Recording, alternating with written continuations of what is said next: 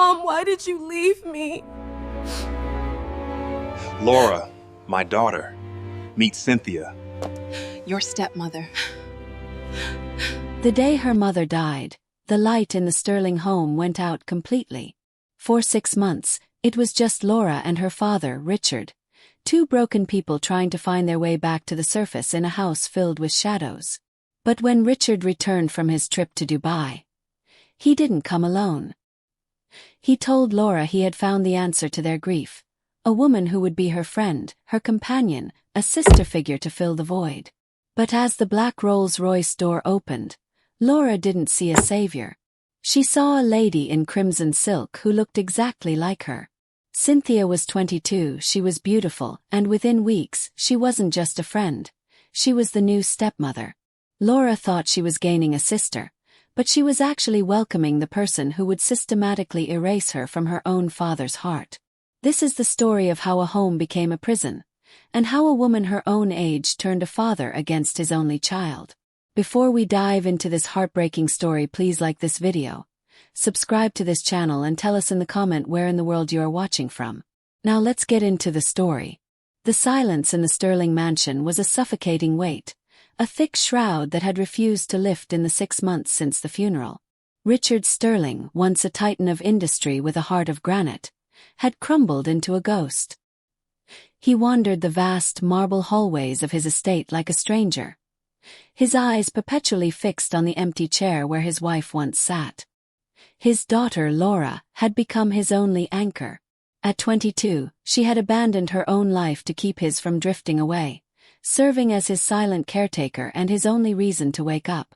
They were a team, two survivors of a wreckage, until the black Rolls-Royce crunched against the gravel driveway after Richard's 3-week trip to Dubai. Richard did not step out of the car alone. He moved with a frantic, desperate energy, reaching back to take the hand of a woman who stepped out like she was walking onto a movie set. She was draped in crimson silk that flowed like blood against the gray stone of the driveway. Her blonde hair fell in perfect, expensive waves, and her presence was a violent intrusion on the house's morning. As she drew closer, the air in the foyer turned ice cold. She wasn't a business associate, and she wasn't an old friend. She was 22 years old, the exact same age as Lora. Lora! Richard beamed, a terrifying youthful light in his eyes. This is Cynthia. I met her after my final meeting and I realized I couldn't come home without her. I realized you needed a companion, Lora. Someone your own age to help you find your smile again. Cynthia didn't wait for a greeting. She lunged into Lora's space, smelling of cloyingly sweet lilies, and trapped her in a tight, practiced embrace. "Oh, Lora," she whispered into her ear, a sugary trill that made the hair on Lora's neck stand up. "We're going to be the best of friends." When she pulled back, her icy blue eyes flickered with a sharp, calculating hunger, a predator gauging its prey, before vanishing the moment Richard looked her way. Dinner that night was a masterclass in manipulation. Cynthia laughed at Richard's stale jokes as if they were brilliance and reached across the table to pat Lora's hand with a sympathy that felt like sandpaper. She spoke of Lora's late mother with a dripping, artificial sweetness, claiming she only wanted to fill the void. Richard's eyes welled with tears, blinded by the belief that he had bought his daughter a savior. Lora played the part of the grateful daughter, forcing smiles and even allowing Cynthia to braid her hair later that evening. She desperately wanted to believe her father was right. She wanted to believe she was just a grieving, jealous girl. But as Lora finally fell into a fitful, uneasy sleep, Cynthia was not in bed. She was standing in the late Mrs. Sterling's walk-in closet, her silhouette framed by the rows of designer furs and diamond watches. She ran a long, manicured nail over a pearl necklace, a cold, victorious smirk stretching across her face. The girl who was Lora's age hadn't come to be a friend. She had come to be a queen. And by the time the sun rose, the methodical erasure of Lora from her father's heart had already begun. The transition from best friend to master of the house happened the moment Richard's car disappeared down the long, winding driveway the following Monday. He was heading to a 3-day board meeting in the city, leaving the two women alone in the sprawling silence of the estate. The change was instantaneous. One moment, Cynthia was standing at the front door, blowing kisses to Richard and waving like a devoted schoolgirl. The second the iron gates clicked shut, her arm dropped. She turned back toward the foyer, and the warmth in her eyes didn't just fade, it froze. Lora was standing by the grand staircase, still holding a cup of tea she had prepared for them both. "I thought we could go over those old photo albums today," Lora said, her voice hopeful. "You said you wanted to know more about the family history." Cynthia didn't answer. She walked past Lora as if she were a piece of furniture, her heels clicking a sharp, aggressive rhythm against the marble. She reached the sideboard, picked up Laura's porcelain teacup, and looked at it with disgust. Without a word, she opened her hand. The cup shattered against the floor, splattering hot tea and jagged white shards across Laura's shoes. "Clean that up," Cynthia said. Her voice was no longer a sugary trill. It was flat, cold, and heavy with authority. Lora froze, her heart leaping into her throat. "What?" "Cynthia, it was an accident. I'll call the housekeeper." "I fired her this morning," Cynthia interrupted, checking her nails. "And the cook. And the gardener. This house is cluttered with people who look at me like I don't belong here. From now on, if something needs to be done, you'll do it. Or it won't get done." "You did what?" Laura's voice trembled. "You can't fire them. They've been with my family for 10 years. My father." Cynthia stepped closer, her face inches from Laura's. The 22-year-old girl looked decades older in that moment. Her expression twisted into something jagged and bitter. "Your father is obsessed with me, Lora. He's so terrified of losing his second chance at happiness that he'll believe whatever I tell him. And right now, I'm telling him that those servants were disrespectful to his new wife. Just like you're being disrespectful." The psychological warfare intensified as the hours ticked by. Cynthia spent the afternoon systematically erasing Laura's mother from the house. She pulled down the oil paintings from the gallery, stacking them in the damp basement. She emptied the vases of lilies, the mother's favorite flower, and replaced them with sharp, thorny red roses. Every time Lora tried to protest, Cynthia would simply lean in and whisper, "Go ahead. Call him. Tell him I'm being mean to you. See whose side he takes. Do you really want to break his heart just when he's finally happy? Or are you really that selfish?" By evening, the maltreatment took a darker turn.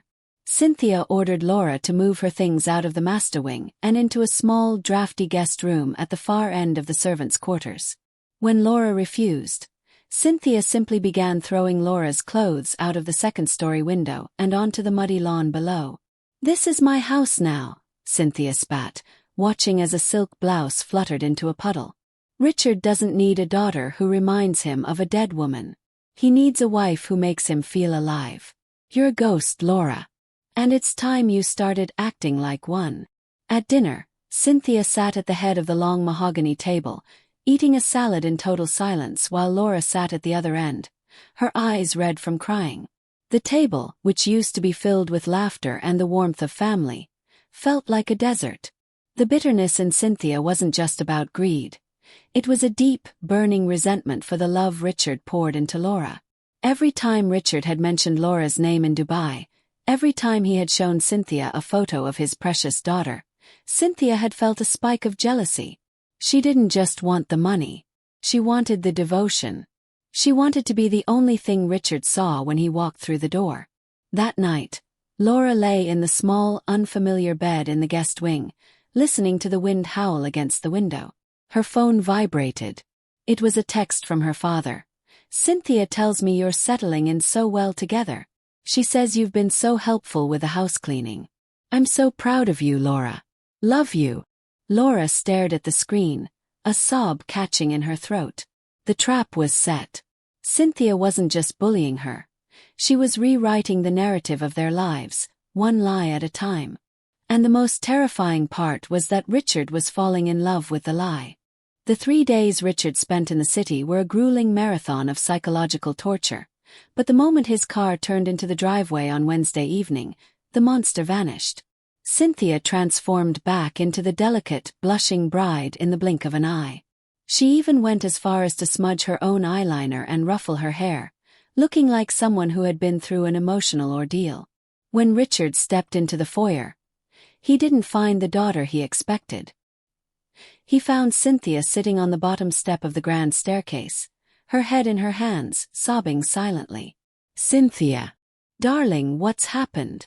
Richard rushed to her side, dropping his briefcase. Cynthia looked up, her eyes wide and watery. "Oh, Richard, you're back." "It's nothing. I don't want to cause trouble. Lora is she's having a very hard time adjusting. I tried to help her, I really did." Lora, hearing her father's voice, ran from the kitchen, her hands red and raw from the harsh cleaning chemicals Cynthia had forced her to use all morning. Dad, thank God you're home. You won't believe what she's done." "Lora, lower your voice," Richard snapped, his face hardening. It was the first time he had ever used that tone with her. He looked at Lora, noticing her disheveled state, but thanks to Cynthia's groundwork, he didn't see a victim. He saw the unstable daughter Cynthia had warned him about via text all week. "She fired the staff, Dad. She threw my clothes in the mud." Lora's voice was high and frantic, fueled by days of suppressed trauma. Cynthia let out a small, terrified whimper and flinched away from Lora, pulling closer to Richard's chest. "See, this is what I was telling you on the phone, Richard. She's been screaming like this for days. She broke her mother's favorite teacup in a rage because I suggested we move some furniture. I had to let the staff go because she was being so abusive to them. I couldn't let them witness her like this." "That's a lie." Lora stepped forward, her eyes blazing. "You broke it. You told me to clean it." "Lora, enough." Richard stood up, his stature towering over her. "Cynthia sent me the photos of the broken porcelain. She sent me the audio of you shouting." Lora froze. Audio? Cynthia had indeed recorded Lora, but only the parts where Lora had finally snapped, screaming at Cynthia to leave her alone. Played back to Richard, it sounded like a spoiled, hateful daughter attacking an innocent woman who was only trying to show her love. The following days were a descent into a living nightmare. Cynthia began a campaign of concern. She would sit with Richard in his office, whispering about how Lora needed professional help. "She's grieving, Richard, but it's turning into something dark. She looks at me with such hatred. I'm afraid to be alone in the house with her. I think she's obsessed with the idea that I'm trying to take her mother's place." Every time Lora tried to speak to her father, he would sigh and look at his watch. "Not now, Lora. I can't deal with the drama today. Why can't you just be kind to her? She's trying so hard." The bitterness in Cynthia reached a fever pitch during a Friday night dinner. She had prepared the meal herself, or so she claimed, after forcing Lora to do all the prep work in the kitchen. As they sat down, Cynthia placed a bowl of soup in front of Richard and one in front of Lora. Halfway through the meal, Cynthia suddenly gasped and clutched her throat, coughing violently. It tastes like bleach," she wheezed, her face turning pale. Richard jumped up, grabbing Cynthia's bowl. He smelled it, then looked at Lora with a look of pure horror. Lora stared at her own soup, realizing with a sick lurch in her stomach that Cynthia had spiked her own food just to frame her. "I didn't do anything. I was in the kitchen, but she—" "Shut up," Richard roared. He didn't even check the soup. He just saw his wife gasping for air and his daughter standing there with a guilty, panicked expression. "I've tried to be patient, Lora. I thought you were just hurting. But this, to try and make her sick in my own house. Dad, please look at her. She's faking it." But Richard was already sweeping Cynthia up in his arms to take her to the car. As he turned his back, Cynthia leaned her head over Richard's shoulder. The breathless cough stopped for a split second.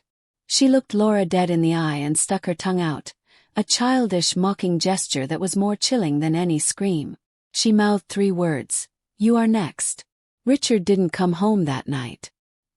He stayed at a hotel with Cynthia for her safety. Lora was left alone in the massive, cold house, the silence no longer feeling like grief, but like a predator waiting in the dark. She realized then that her father didn't see her anymore. He only saw the monster Cynthia had painted.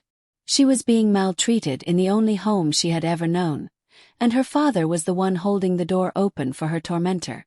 The following 48 hours were a masterclass in isolation. When Richard and Cynthia finally returned from the hotel, the atmosphere in the Sterling estate had shifted from cold to glacial. Richard wouldn't even meet Lora's eyes. He walked past her as if she were a stain on the wallpaper. His arm wrapped firmly around Cynthia's waist as if protecting her from a wild animal. Cynthia's maltreatment now moved into a phase of open, unchecked cruelty. With Richard convinced that Lora was a danger to his new wife's safety, he granted Cynthia full authority over the household management. The first thing Cynthia did was cut off Lora's access to everything. Lora went to the garage to take her car for a drive, only to find the locks changed and her key fob disabled. When she tried to use her credit card to order a meal, it was declined. Richard had frozen her accounts under Cynthia's gentle suggestion that Lora shouldn't have the means to go out and buy whatever substances were making her so unstable.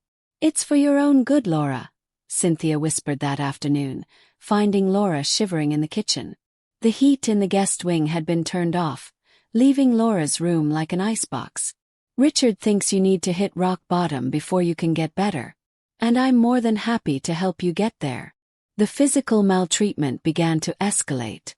Cynthia made sure Lora's meals were nothing more than scraps, stale bread and cold water, while she and Richard dined on steak and wine just one room away. The house, once filled with the warmth of Lora's mother's laughter, now echoed with the sound of Lora's stomach growling and the sharp, mocking laughter of the woman who had stolen her life. The breaking point arrived on a Tuesday night.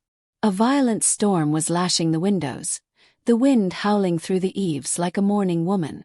Lora was in the basement, forced by Cynthia to hand-wash the heavy linens because the washing machine was too loud for Cynthia's migraine. While Lora was bent over the utility sink, her hands cracked and bleeding from the cold water and harsh lie, she heard the basement door creak open. Cynthia stepped down the stairs, holding a cardboard box. In her hands was the one thing Lora valued more than her own life: her mother's hand-painted porcelain music box. "No," Lora gasped, dropping the wet sheets. "Cynthia, please. Not that. Take anything else." Cynthia smiled, a slow, jagged expression that reached her cold eyes. "Richard said we need to clear out the clutter of the past to make room for our new baby's nursery. He told me to get rid of the junk. And this," she held the music box over the concrete floor, "is definitely junk. My father didn't say that. He loved her." Lora lunged forward, but her feet slipped on the soapy water. Cynthia let go. The music box shattered into 1,000 tiny roses and gears. The delicate melody played for one fractured second before dying forever. Lora fell to her knees, sobbing, her fingers clutching the broken pieces. "Oops," Cynthia mocked. "I'll tell Richard you threw it at me in a rage and it hit the floor. He's already in the study writing the paperwork for your involuntary psychiatric commitment, Lora. By tomorrow morning you'll be in a padded cell, and I'll be sitting in your mother's chair, finally at peace."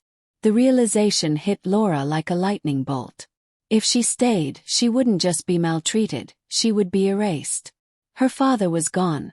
The man who loved her had been replaced by a puppet controlled by a 22-year-old monster. There was no one left to save her but herself. Under the cover of the raging storm, Lora crept back to her freezing room. She didn't pack a suitcase. It would be too loud.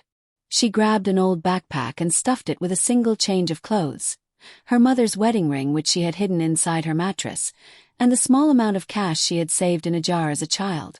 She looked at her reflection in the mirror. Her eyes were sunken, her skin pale, and she looked like a shadow of the girl who had welcomed Cynthia into her home. Tears blurred her vision as she realized she was leaving her father behind.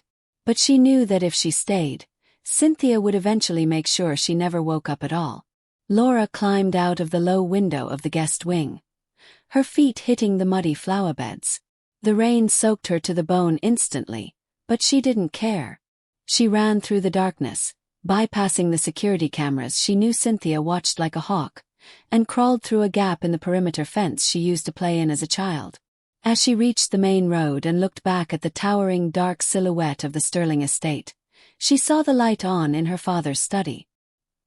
He was in there, probably holding Cynthia's hand, believing he was protecting his home from a daughter who didn't exist. With a final, jagged sob, Lora turned her back on the only life she had ever known. She disappeared into the rain and the shadows of the night, a girl with no home, no father, and nothing but the burning desire to one day show the world the truth about the woman in the crimson silk. The morning after the storm, the Sterling estate was eerily quiet. Richard woke up to a house that felt hollow, a sensation he hadn't felt since the week his wife died. When he sat down at the breakfast table, Cynthia was already there, glowing in a pale pink morning gown, sipping tea. "Where is Lora?" Richard asked, glancing at the empty seat. "She's usually up by now to help with the morning chores." Cynthia didn't look up from her phone. "Oh, darling, I went to check on her, but the door was locked. I assume she's just sulking again. You know how she gets when she doesn't get her way. Honestly, Richard, the way she treats this house. It's like she wants us to be miserable." But by noon, the silence became deafening. Richard, driven by a nagging sense of unease, walked to the guest wing. He knocked on Laura's door. No answer. He pushed it open and found a room that looked like a tomb. The bed was unmade, the window was slightly ajar, and the air was freezing. There were no bags, no notes, just a single muddy footprint on the windowsill. Lora was gone. The first few days were filled with a frantic, disorganized search. Richard called Laura's friends, her old school, and even the local hospitals. He was met with coldness and confusion. Her friends told him they hadn't heard from her in weeks because Cynthia had told them Lora was away at a private retreat. As the days turned into a week, the perfect life Richard had built with Cynthia began to crack. Without Lora there to act as the scapegoat, Cynthia's bitterness had nowhere to go but toward Richard.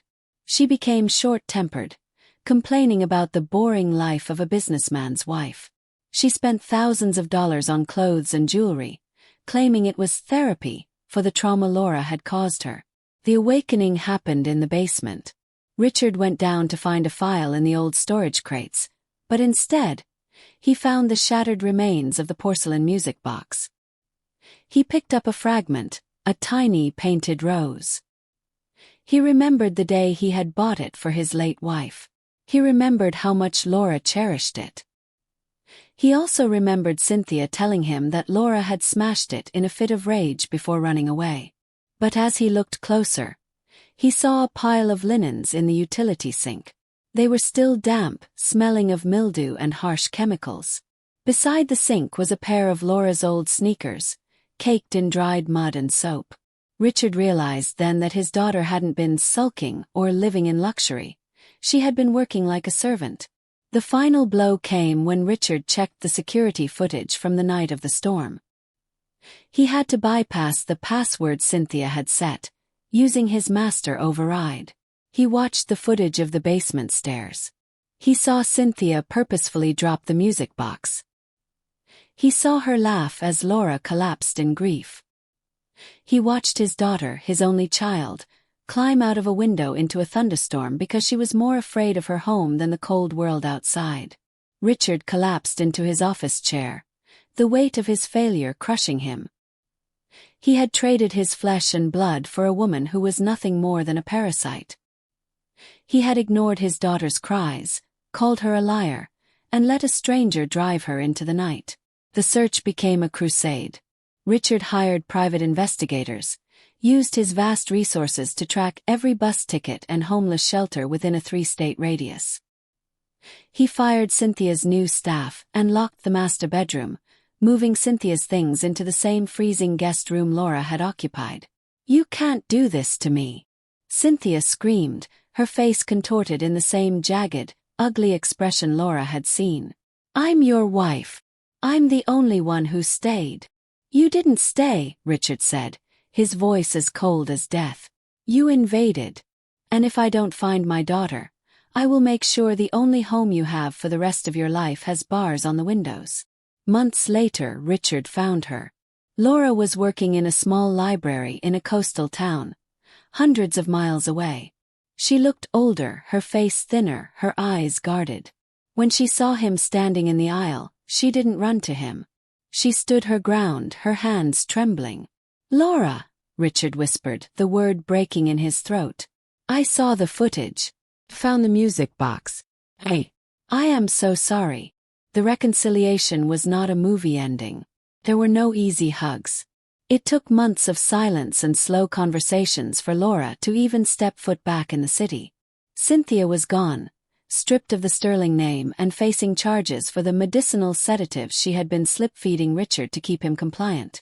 As they sat on the porch of a new, smaller house, one that didn't hold the ghosts of the mansion, Richard looked at his daughter. She was 22, but she had the eyes of someone who had survived a war. "I thought I was protecting you," Richard said softly. Lora looked out at the horizon, her mother's wedding ring back on her finger. "You weren't protecting me, Dad. You were protecting a dream. But the dream was a nightmare. Some people enter your life to help you heal, while others enter to harvest what's left of your soul." Richard Sterling learned that a father's true job isn't just to provide a roof, but to be the one person who never stops believing the truth, even when the lie is wearing crimson silk. It's a terrifying thought, isn't it? That the person brought in to heal a family could be the very one to dismantle it from the inside out. Lora lost her home, her mother's treasures, and almost her father's heart, all because of a smile she chose to trust. But as the dust settles on the Sterling estate, I have to ask you, who do you blame more? Is it Cynthia for her calculated cruelty? Or is it the father, Richard, for being so easily blinded and failing to protect his only daughter? I would love to know your thoughts, so let's talk about it in the comments below. I will read every single one of them. Don't forget to hit that like button if you enjoyed this story, and subscribe to join our storytelling family so you never miss our story. I'm Gloria, and I'll see you in the next story.